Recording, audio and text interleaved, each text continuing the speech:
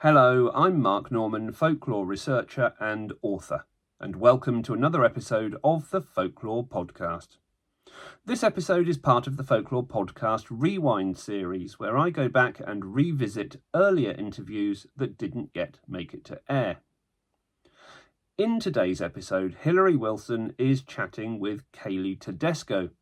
Kailey is a university professor, lecturing in horror and gothic literature, and is also a poet. Today, she talks about her collection Motherdevil, which takes the Pine Barrens and the story of the Jersey Devil as inspiration for an exploration both of the folklore of those stories and of motherhood. And this interview does indeed contain themes of pregnancy and motherhood. Yeah, hi, this is Hilary Wilson. I'm here to talk today with Kailey Tedesco. Did I pronounce that right? You got it. Okay, about Motherdevil. Would you like to introduce yourself to our listeners a little bit about what you do? Yeah. First of all, thank you for having me, Hilary. I'm really excited to be here. I am Kailey Tedesco. I am a poet and a professor. I'm based in the Lehigh Valley. I'm also a mother. I have a 3-year-old son. My fourth collection called Motherdevil just came out from White Stag Publishing on Halloween, 2024. And it's an exploration of the Jersey Devil, but more specifically, the Jersey Devil's mother, and my own experiences with motherhood and pregnancy. Um, I've also written books about Lizzie Borden. Lizzie Speak came out in 2019, also from White Stag, Haunted Houses. So my interests are very much rooted in horror and the Gothic through poetry, but also I teach courses on horror cinema and Gothic literature at Moravian University. Um, that's me. Yep. Yeah, it's interesting that you focused both on, Lizzie Borden and on motherlands, Mhm. because there is a little bit of a through line, if you're more familiar with the Lizzie Borden story and the stuff that she went through. Yes. Like Hmm. there's a definite through line with the horrors of the feminine body experience with Mhm. that. Absolutely. Yeah. Yeah, it was really interesting. The Motherdevil was something that has always been dear to my heart. I grew up in New Jersey. The Jersey Devil legend was very much ingrained in me at a very young age. Um, but Lizzie Borden was something that I had just sort of a separate interest in. I didn't think that I had any meaningful personal connections except that I was interested. Mhm. Um, but just as a real quick story, this tends to be kind of fun. So I wrote Lizzie Speak, which is essentially written as a seance with Lizzie Borden. I kind of incorporated themes of the spiritualist movement. And so I wrote it, I submitted it to White Stag. It was actually their contest winner that year in 2018. So it was getting ready to be, it was pretty much ready to go. We had edited it. It was ready to kind of hit the world. But then my grandmother called me, and she doesn't always call that often, so I knew it had to be important. And so I picked up, and my grandmother is very Catholic, not quite as into the spooky stuff. So she was like, I don't really know why you're writing about Lizzie Borden, but I thought you should know something. And I was like, okay. And so she had told me that her grandmother, so my great great grandmother, was actually Lizzie Borden's neighbor Oh when my, everything went down. She lived right there, right in Fall River. So her name was Elsie Hawcroft. She would have been 6 years old when it happened. And I immediately called my editor and I was like, please, I need to get this manuscript back because I have so much more that I need to put into it now. And I love my editor, Courtney Jameson at White Stag, wonderful collaborator. And so she was like, yeah, absolutely, pull it. And so we pulled it, and I just reworked so many of the pieces. And after that, I had realized like the whole time I was writing, I did feel such this sort of more more than it just interest kind of connection to Lizzie Borden as a person and Mhm. to Fall River. So it really inspired just this deep dive into my ancestry. And I think that's informed my writing ever since, just in the sense that I think I've always been a poet who, works with folklore and works with these kind of myths or stories. But I would call myself a confessional poet. And I think that that has kind of infused the way that I approach projects, going forward, and especially Mother Devil. Yeah, it was interesting reading through the poetry within Motherdevil because there is so much folklore just up within it. Hmm. There are so many little asides, little rituals, little references, Hmm. sneaking in. So it becomes a really rich read from a folklorist perspective. Yeah, I think the Pine Barrens, there's the Jersey Devil. He's kind of like their crown jewel folktale, of course. Um, but something that I've always been really interested in is like the blue hole is something that I Mhm. kind of bring up in the collection, which is like this bottomless, I don't even know if you would call it a pond. Um, but it's like this beautiful blue body of water in the Pine Barrens, but no one ever sees fish in it for some reason. There's no like life. Um, it's just one of the world's, I think New Jersey itself, and again, maybe this is a bias. I might be partial because I grew up there, but I do think it is the strangest place I've ever been, for sure.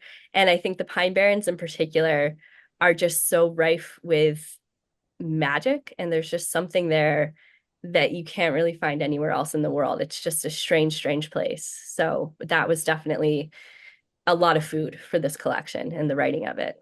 Yeah, so can you explain? We have a lot of European listeners. So can you explain a little bit about the legend of the Jersey Devil for those who might not be too familiar? Absolutely. Yeah. So the Jersey Devil um, is said to have gone like this. So you have this figure.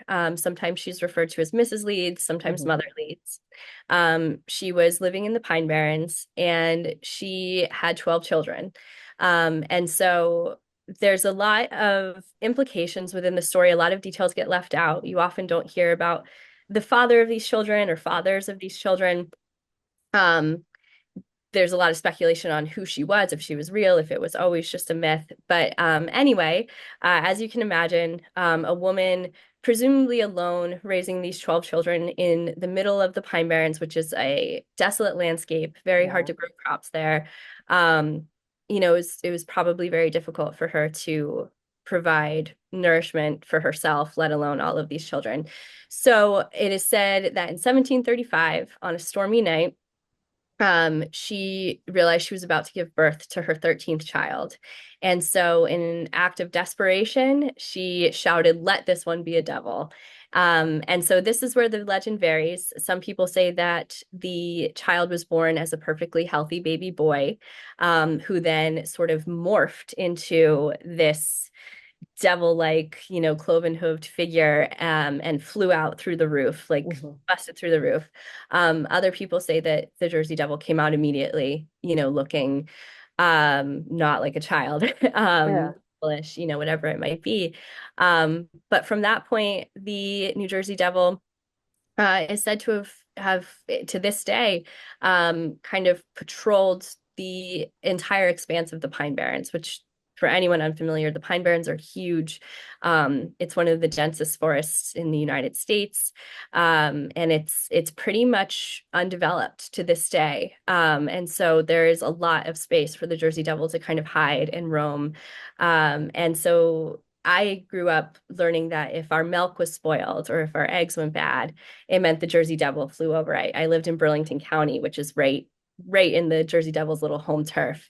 Um, and that was just common fact. But some people believe that the Jersey Devil is more violent than that. So there's all kinds of stories of him maiming individuals, just mutilating people, tearing them limb from limb, making sheep dance in weird ways, hurting cattle, all kinds of, horrible things. But I was most interested in the fact that the Jersey Devil is has this eternal life. The Jersey Devil Yeah. is still here after all of these years.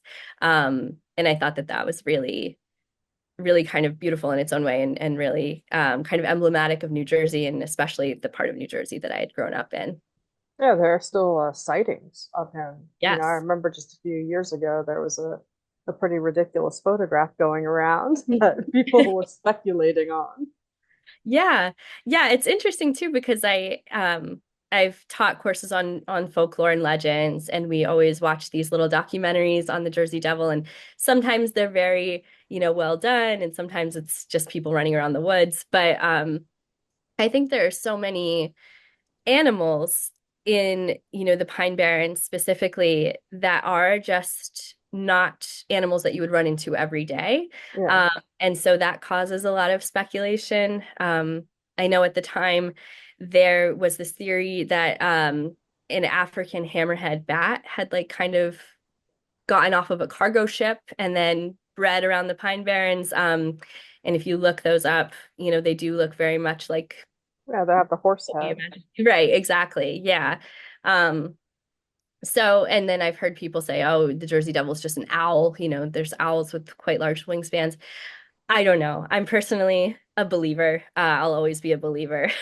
But I do think it's interesting that, there is, it's sort of emblematic of just the wonder of the Pine Barrens because there is so much that's not explored and not kind of defined in any kind of scientific way about that landscape.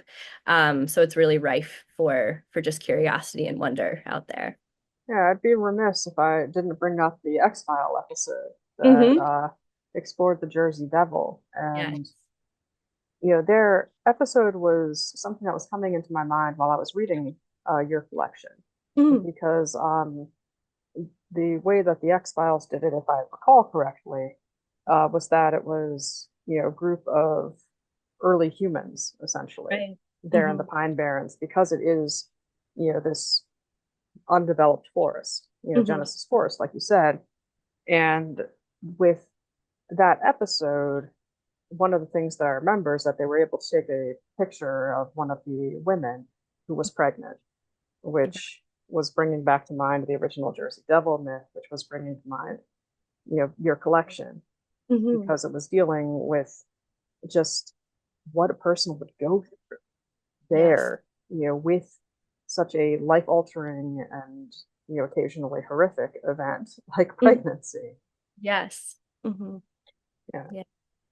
Yeah. I'm glad you thought of the X-Files episode and not the Supernatural episode on the Jersey Devil because that would have been insulting. But yeah, I do. I think so I'd written the 13th child actually just days after I'd found out that I was pregnant with my son.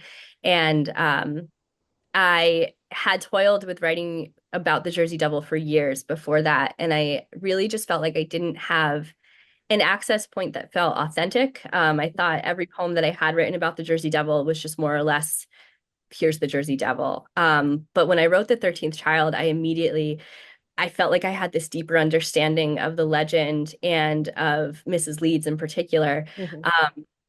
And that's when it really struck me that hers is a story that, she is basically the main character of that Yeah. legend. When you look at that narrative, she is the protagonist. It's not the Jersey Devil, it's her.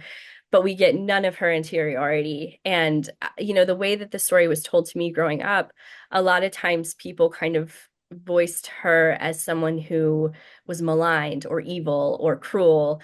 And I just, looking down the kind of tunnel of what was to become me as a mother, um, dealing with, mental health issues and things like that, I immediately just thought about her in this much more compassionate light than I had ever thought about her before. And just wanted to really explore who she is.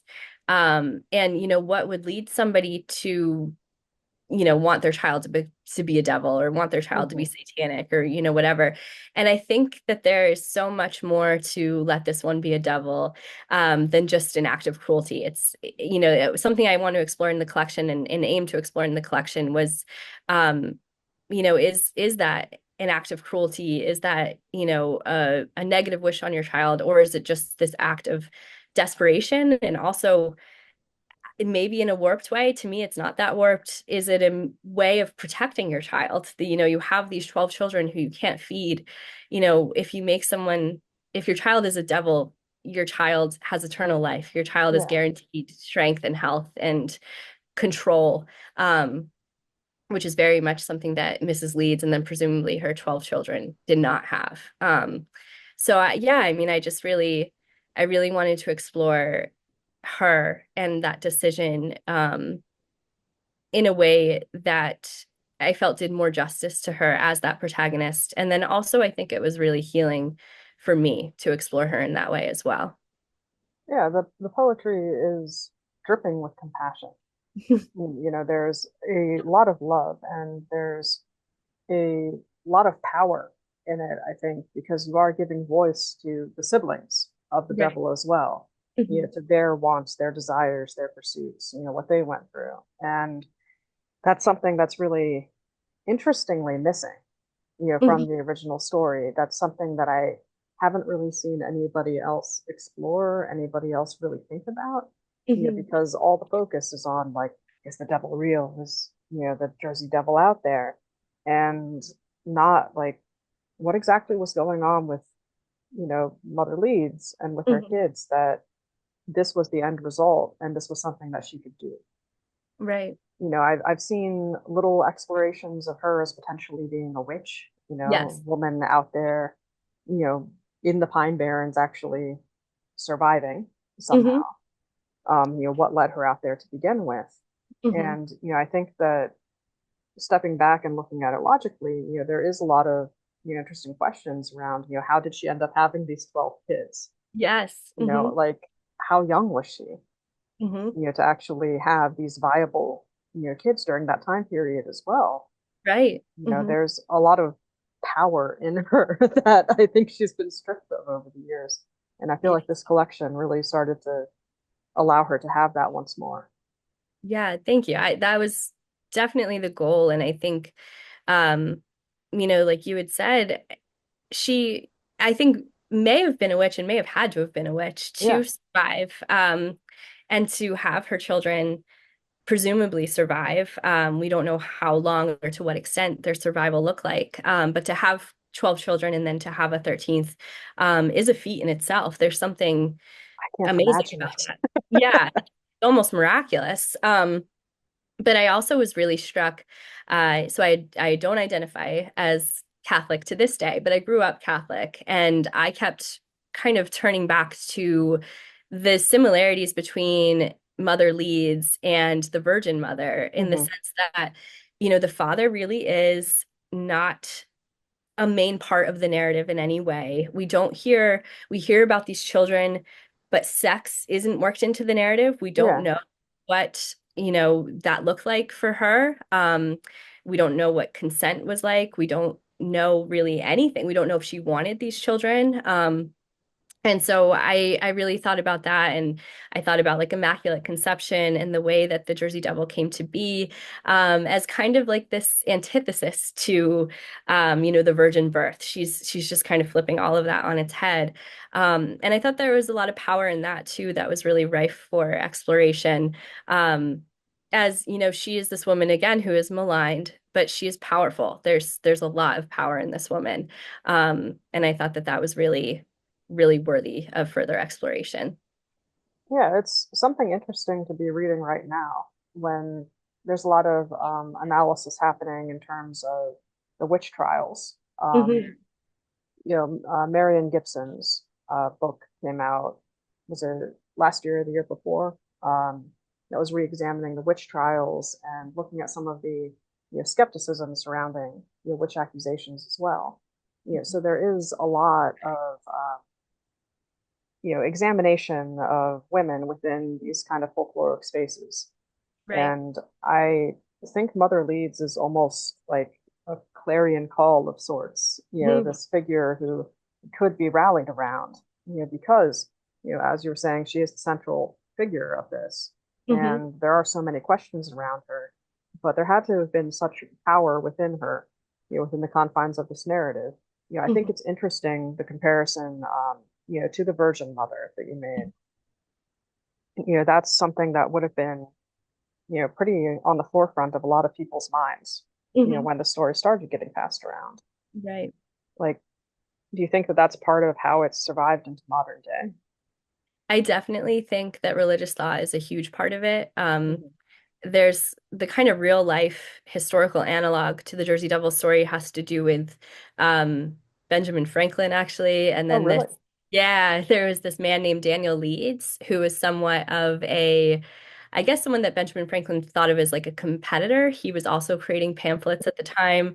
But Daniel Leeds was I believe he was a Quaker turned Christian mystic and occultist. And so Benjamin Franklin gave him, supposedly, I don't know how historically accurate all of this is, but this is kind of a bridge off of the Jersey Devil narrative. But supposedly had given Daniel Leeds the moniker, the Leeds Devil. And so people kind of make the connection, was that where the Jersey Devil narrative had begun? There was also witch trials in Mount Holly, New Jersey in 1730 that aren't really spoken about very much, and the details of them are very vague as well. But yeah, I mean, we have this turning point where, we're coming off of the major witch trials in Salem in 1692. We're getting into, the 18th century. And I think the 19th century is where we see this boom in like alternative religions, and we start to see spiritualism and Mormonism and all of these things spring up. But the 18th century is just such like this limbo in terms of America and religious thought. There's just really, Calvinism is kind of dying out, but people don't really know where to go from that. Yeah. And I do think that that was really something that inspired, people to speculate, and to make these kind of connections where, maybe these biblical stories are becoming a little less concrete in the minds of individuals coming off of like the kind of brimstone Calvinism or Calvinist thought, where they want to play a little bit. They don't want to be as concrete with the Bible anymore. They want to play. And so I do think that that is possible in terms of how the story sprung up. And I think it's possible with how it lasts. It's a story that comes up over and over, because there's so many cultural implications in terms of the way that we interact with femme bodies. Again, to bring up things like consent with Mrs. Leeds, we don't know. We just don't know. And then also to think about, politics surrounding abortion, is another huge thing, which I'm sure was for a matter of fact, like I know it was on the mind of many women at that time period, continues to be on our minds now.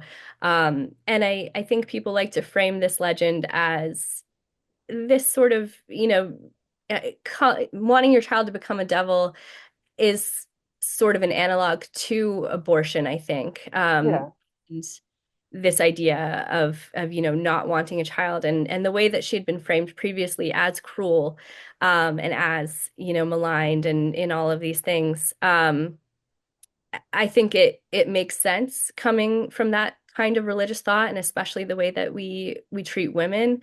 But I also thought that that was something that, it was her body, and I would believe had very little say over what was happening to her body. And like you had said, how young was she? We don't know. And so to in an act of desperation, not want to care for this child after caring for 12 children, I think is perfectly understandable in every way. I just can't imagine. So I do like to really look at that in the sense of reframing those ideas too. At one point, maybe it was like this kind of cautionary didacticism against not wanting to care for children or nurture children if you were a woman. But now I think we could look at it in a new light. And it's sort of this, it's not a didacticism. It's not trying to teach you a lesson. It's trying to show you this woman who likely went through hell herself over and over and over again, and was hoping for finally a way out of that hell. Yeah, like one of the things that's, that comes to my mind is the fact that, calling her cruel, calling her maligned could simply be, insults thrown on her because she was so tired and, so hurt after going through all of this, and might not have had the patience for, children's shenanigans. Yes, I can't imagine how tired. Yes. Like, it's easy to, find it in yourself to have empathy for a figure like that. And, earlier before we started recording, we were, talking about 10th Kingdom and how motherhood is portrayed within that, and, how things like postpartum depression are portrayed with that. And, that easily could tie into the, myth of Mother Leeds and the Jersey Devil as well.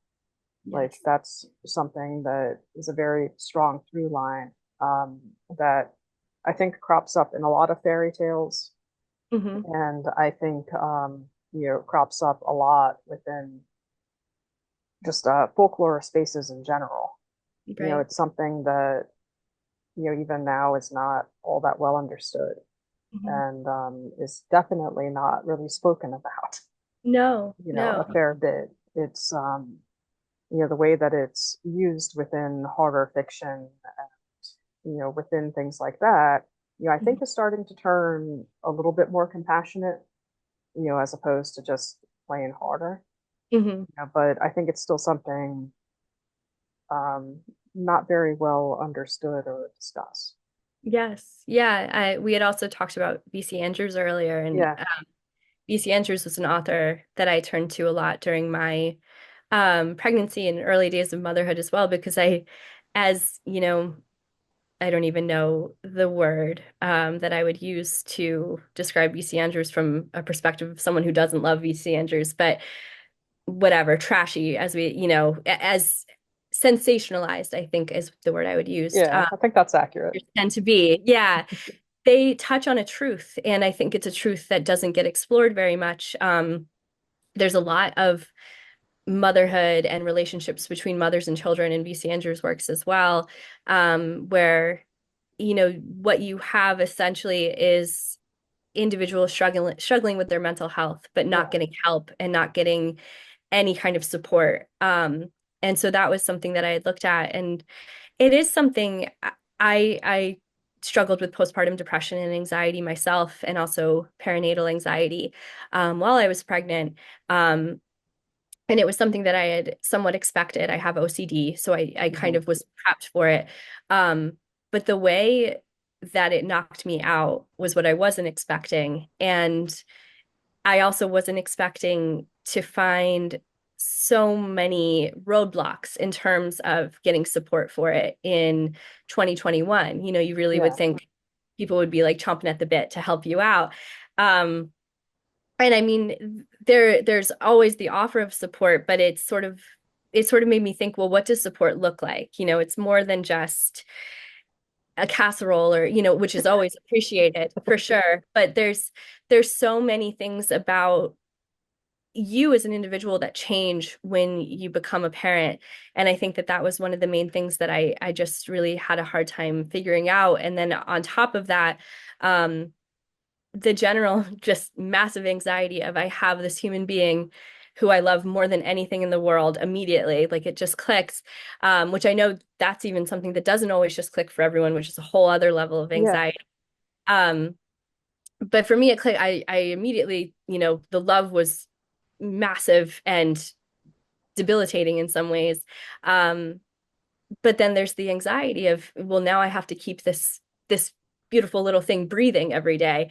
And that was something that I just, it crushed me for a little while. And turning to characters like V.C. Andrews or like the Queen in the 10th Kingdom, and then eventually like Mother Leeds, those were the things that supported me, like those narratives and those stories more than I did receive psychiatric help and things like that, but those stories really were incredibly helpful in comforting me and knowing that this isn't unique. I'm not going through something that other people have not experienced. Other women have been there, whether they've talked about it or not. Um, and I think that that was just incredibly, incredibly helpful. yeah. It's one of the things that really fascinates me is, how little the massive, massive changes that occur, with childbirth, Hmm. with pregnancy, with having a child, the massive changes to your entire like psychological makeup. Right. Those are things that just kind of get swept under the rug, Hmm. in favor of just focusing on the good. And there is a lot of good. I'm Hmm. not saying that there Yeah. is like Yeah. there is a lot of love for the child. There is a lot of magic, amazing things with it, but Hmm. it also is something that changes you on a fundamental level. And when things go wrong, when there is like psychological issues, Hmm. for lack of a better word, involved, that's something that just really there's almost shaming of it within a lot of Hmm. the mother communities on social networks in particular. Hmm. I I don't have any children myself, but I have, friends who have had them recently, Mhm. who have, talked a lot about that. Mhm. It blows my mind how, little compassion and attention, gets Mhm. paid to these kinds of things. Yeah, I think there's very much like an individualist nature to it where, there is kind of these platitudes, and I don't want to generalize because there were people who were really there for me in very, very meaningful ways, and I will always be grateful. And then there are people who are there for me, but it is, or there for mothers in general, I should Yeah. say. Um, and there's these words of kindness, but then actions that don't always necessarily match up with those words of Hmm. kindness. And I think, a lot of that comes from misunderstanding, maybe not even from cruelty, but it's sort of like you're in this survivalist mode, and I think there's this general idea that it's everyone for themselves. You're kind of Yeah. fighting this for yourself.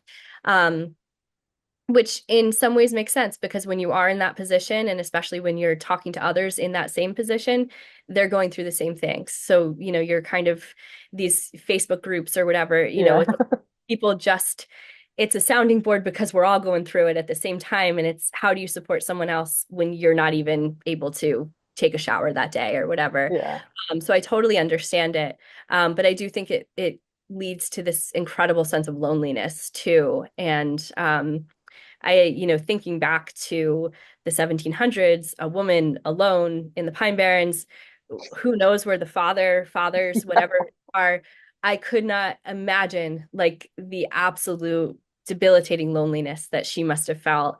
And so that was something that I really wanted to infuse within the poetry as well, because it's just, I don't, I don't know how I can't even begin to put myself in her shoes in that regard. It was just, it must have been a hell for sure. I can't think of any other way to describe it. Yeah. At one point in the, poetry, there is a contrast where, Mother Leeds is thinking that this isn't something I can do like childbirth, which I can do by myself. And Mhm. that just, the thought of going through that process on your own in a Mhm. place like that, in a time like that, just absolutely floored me. Mhm. I had to just kind of set the book down for a second and just really soak that in Mhm. because just what a thing. And, Yeah. that's something that so many people, have gone through and Mhm. still go through, on Right. their own. And just there aren't really words I can find to encompass just what an experience that would have to be. Yeah, it is. And I was so I was pregnant during the lockdown. Hmm. Uh, I was lucky that my husband was able to be with me when it came to actually giving birth to Yeah. my child. But I had so many friends who had the experience of giving birth completely alone, completely masked, no visitors allowed in. And to, be denied that kind of immediate support. It also just felt extremely scary and lonely to even think about. Yeah. I didn't even go through that specific experience, but that was something too. Just, you're going through this, especially if it's your first child, any child really, this monumental change to your body, this extreme pain, and to kind of be in a room with strangers, just, it must have been so terrifying. And so that was also something where, that was Mrs. Leeds. I don't know if she had a midwife. Maybe she was just literally doing it all on her own. But she was alone. So, Yeah. And, maybe it differed from, 1 to 12, like yeah, with so many yeah, experiences. But yeah. I can't imagine it getting easier, Hmm. with each time, Right. because every birth is different, every child is different. Hmm. And it just like, it's a horrific thing to consider. And, it is incredible to think about that still being something that has occurred and Hmm. is occurring, so recently. Right. Yeah. Like, Yeah. nobody should have to go through that alone. No. Nobody should have to go through what you experience after that alone either. Yes. Yeah. It it's just a really incredible thing, and I can understand why you were drawn to her. Mhm. during a time like that. Yeah. I think she is a figure who gave me a lot of permission to explore feelings that I was having.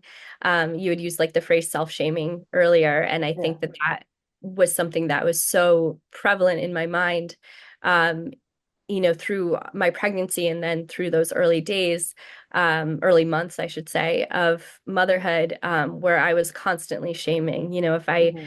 If I had the urge to take time to write or do something, for myself immediately, just I was like, does that mean I'm a horrible mother because I need, to take this time alone or whatever it might be? And now, it seems obvious, but at the time, all of those anxieties, they were everything. Like that was just taking up all of my headspace. And so I think having her as a figure to really, I felt like a camaraderie with her in that sense. And so when I was able to kind of turn to these poems from her point of view, it did give me this permission to explore some of those more um, complex, I think, feelings that you have in those early and even extended. It goes on for years. Like the 10th Kingdom, she's like 7 years old. Yeah. So it's like it doesn't really have a beginning and end. It goes on and it comes back, and whatever. Those anxieties don't just go away.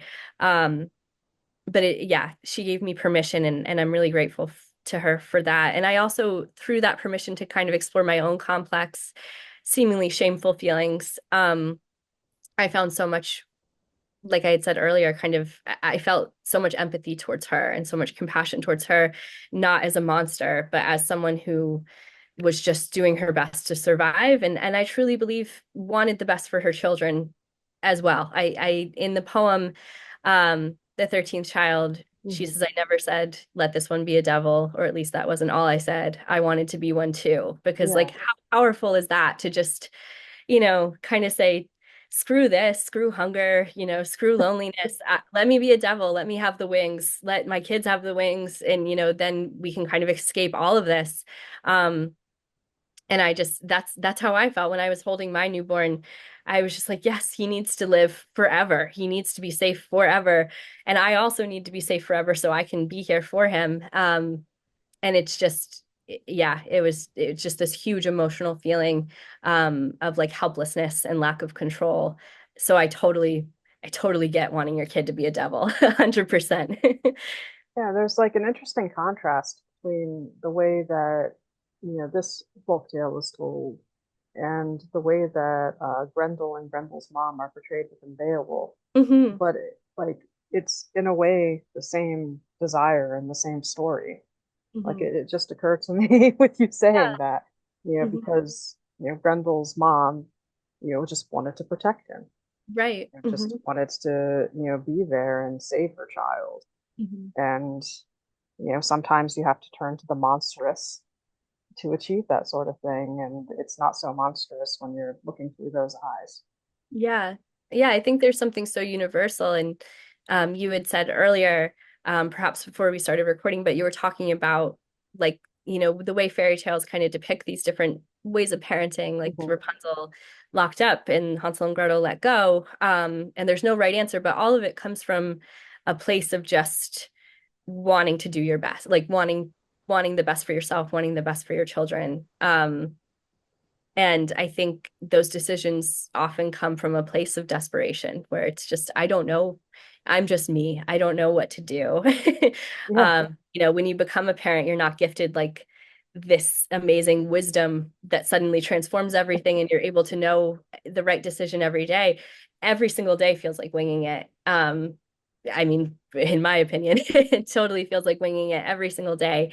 And it's just this kind of desperate way of trying to do the best by your child and using the resources that you have to do it. And I'm privileged as someone in the 21st century to have resources that obviously mother leads did not have. Yeah. And so that was something, I had to really consider with that figure as well, where, I'm going through this and it feels humongous to me, but I have all these resources and I have this support. She has none of that. And just what does that look like? And that's not even though, this was the 18th century. And so of course there wasn't a whole lot of support, especially with things like mental health. I mean, that's not unheard of today either. There Yeah. are without those resources. And that was something that I really wanted to kind of highlight with the collection too, that, you know, not to use the cliche, but it does take a village. And some people don't have that village. And what does that look like? And why is that in the 21st century we're not ensuring that everybody has that village and that community to lean on? Yeah, with mental health question, it's you know it is massively something massively underfunded. It's Mm-hmm. very difficult to find people, and it's very difficult to find psychiatrists and therapists Mm-hmm. for certain age groups and for certain problems. I Right. mean, if particularly if you're an older woman, um, it's incredibly difficult. Yes. And, that is something that, maybe we're not that much better off than Mother Leeds was, Right. in regards to that. And that's a kind of staggering thing. Yes. What we do have these stories, Mm-hmm. and we do have these stories that, if told and retold, they can help guide us to certain Mm-hmm. discoveries about ourselves and about the world around us. I think that there's a lot of power in them. I think that's part of why they've persisted in the present day. Mm-hmm. I think that's part of why we're continuing to find a lot of value. Mm-hmm. Absolutely. Yeah, I think, for so many people, this isn't a unique sentiment, but stories and narratives they make me, they make up my identity, and they also are a huge support system, throughout my entire life, my childhood. When I felt alone, I turn to stories, I turn to narratives. And to this day, I kind of navigate the world through the lens of these different stories that kind of make up my identity. And this was one, if I had to pin down a single narrative that um, I felt was kind of the most essential to my being and who I am, the narrative of the Jersey Devil would be it, like with a bullet. It was my childhood. These are figures that I have known my entire life.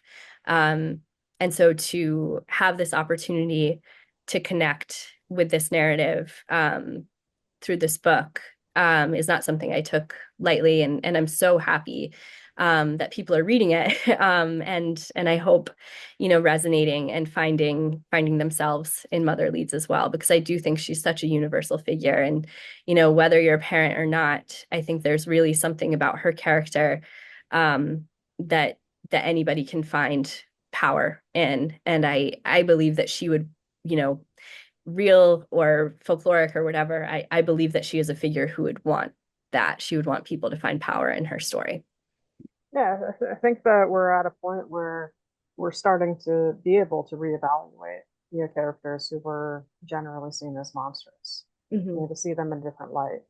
And we were talking about Wicked earlier, Mm-hmm. and that certainly is finding empowerment and something originally seen as just purely monstrous. Yes. I think that we're getting more and more narratives like that. I mean, the story behind Lizzie Borden is something that's becoming better and better known, Mm-hmm. and more and more people are not necessarily celebrating her, but viewing her with a lot more compassion, Right. and thinking that she deserved the afterlife that she had after that crime. Yes. Yeah. And I think that's a wonderful thing. Mm-hmm. I'm very compassionate towards her, and Me- I'm maybe there'll be some Lizzie Borden did nothing wrong shirts going around. Yeah.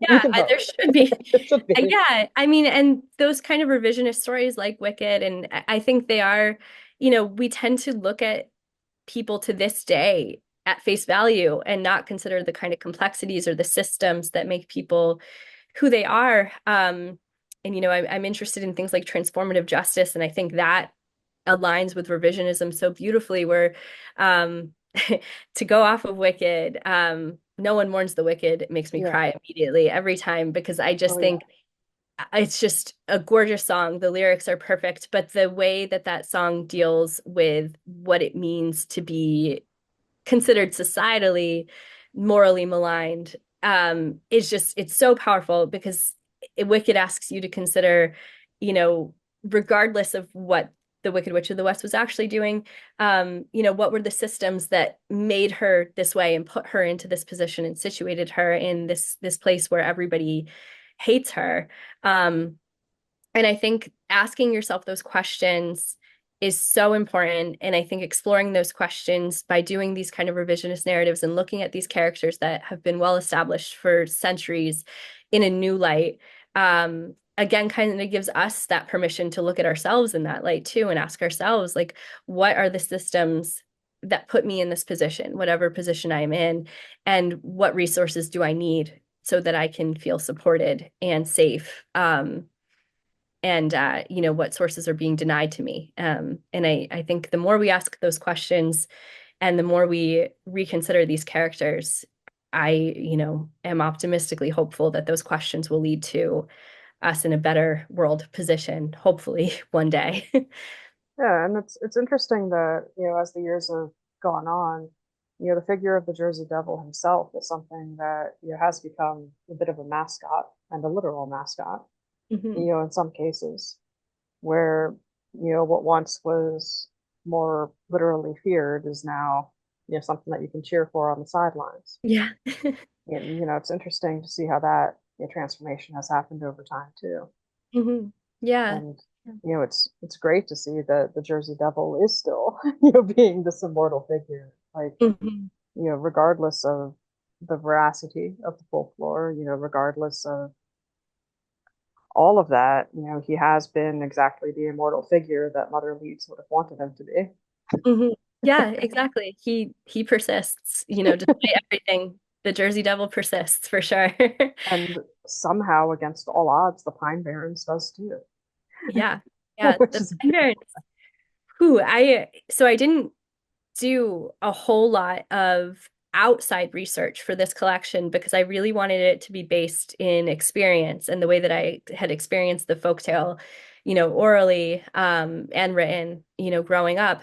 But I did read a book called The Pine Barrens by Jonathan McPhee, which just explores like just the landscape and environment of the Pine Barrens. And they are in themselves a monster. Like in the times that society has tried to develop the Pine Barrens, it literally has like eaten the development. Like it overgrows. There's quicksand. None of it makes any sense at all. And I think there's something beautiful about that. It's just this land that refuses to be industrialized and refuses to be developed. And I think that's kind of the land taking a revolutionary stance in today's world too. Yeah, it's kind of interesting. The interview that I did with Nicole Dittmer was talking a lot about ecofeminism Mhm. and the idea of the um, ecology, the landscape itself being a reflection of the women within the Gothic. Mm. And it's kind of cool to think about Mother Leeds and the Pine Barrens being reflections of one another as well. Right. The Pine Barrens is impossible to pin down, and so is the figure of Mother Leeds, who she might have been, what she might have been. Both are these kind of ever shifting landscapes that he kind of takes a revolutionary stance against the prevailing wisdom of the day. Yeah, yeah.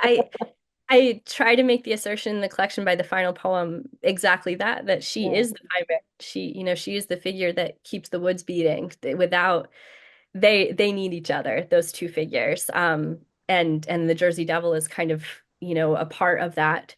But Mother Leeds and the Pine Barrens, they feed off of each other and those are the figures that kind of form the landscape that we know today.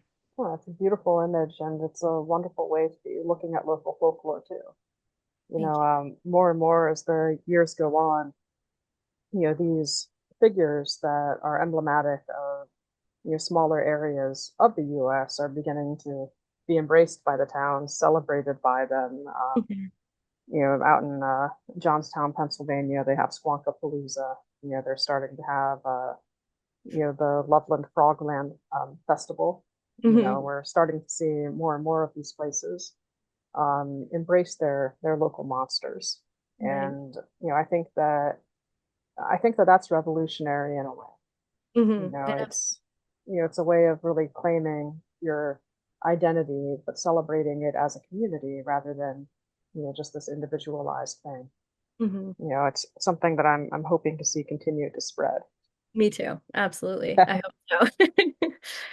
Yeah. So, what are you working on now, if I may ask?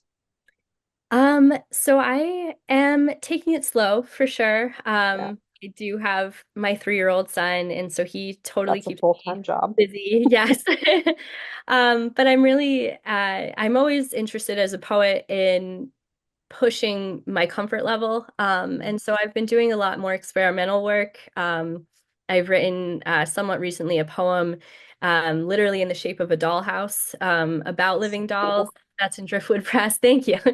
And so, yeah, I'm really experimenting with new forms, created forms. Um, we had talked about like AI earlier, so Yeah. I think my way of kind of like pushing back against that. If as creators, I think there's this impetus to create on new levels that, AI can't hopefully replicate in any way. Um, and I love that challenge. I think that that's a really exciting challenge for me and something that I hope to continue doing. But yeah, at the moment, I'm really, focusing in on, like I said, taking care of my son. I am creating new classes. Where I work at Moravian University, they give a lot of leeway in terms of creating curriculum and creating courses. So I recently taught a course on British pulp literature and Penny Dreadful. We got to watch Saltburn and analyze Saltburn, and Oh, it that's was so fun. fantastic. It was amazing. I had a blast. And I'm really interested in teaching more courses on cinema. So I've been doing a lot of work to kind of plan and pitch those in the future. Um, but yeah, I mean, I hope to buckle up again and get back into a serious poetry project before the end of this year. So we will see what happens. But Yeah, I'm right now, curious what you come up with. thank you. Yeah, right now I'm really just excited to see, readers kind of interacting with Motherdevil, and I'm love to hear thoughts, from those readers and kind of connect in that way too. I think that's what it's all about is that community. So yeah, I'm very grateful to you for having me and allowing me to kind of, geek out about the Jersey Devil. Yeah, so where can people find you online? So I'm on Instagram Hmm. at Kailey Tedesco, and I have a website, kaileytedesco.com. I also accept emails, kaileytedesco@gmail.com. I am a call bearer, and I get a lot of emails from people who are also call bearers, and it's a lot of fun. So yeah, I mean, reach out anytime. I love to chat. Yeah, awesome. Well, thank you very much, and I hope we'll be able to chat again soon. Thank you so much, Hilary. This Yeah. is wonderful. Thanks for joining me for this Meet the Author interview. You can find out more about Kailey and her writing on her website at kaileytedesco.com. If you'd like to support me and the Folklore Podcast and help to keep the show going, then visit our Patreon page at patreon.com/the Folklore Podcast. You can join as a free member and access regular extra material, or on a paid membership of just £1 a month upwards, then you'll get access to a back catalogue of extra member-only content, as well as helping me to keep the show going for the future. Thanks for watching. Share the show with your friends, engage with the social media, and I'll look forward to seeing you again next time.